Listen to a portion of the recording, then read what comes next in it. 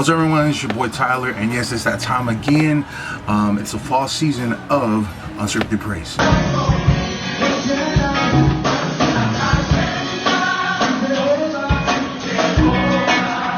The first one was a huge success, and I was so happy. I got testimonies from everybody and saying that they enjoyed it and they would love to do this again. Now, I'm calling out all singers from Seattle to Tacoma and everywhere else in between, where music and singing and dancing will be present. If this is you and you want to attend, you must have these 4 things. Number 1, you must know how to sing and harmonize. That's why it's called Unscripted Praise. It's very easy to get the melodies and the harmonies fast within a few minutes. Number 2, no judging each other. I have brothers and sisters from different denominations. We have 7 Days, La Mosa, Lotuta Iti, ALG, we have Full Gospel, Pentecostal, all together underneath one roof. But we all have one thing in common, is Christ.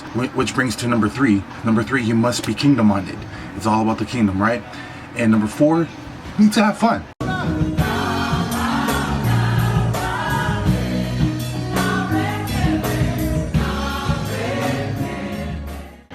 This will also be recorded, so please dress decent.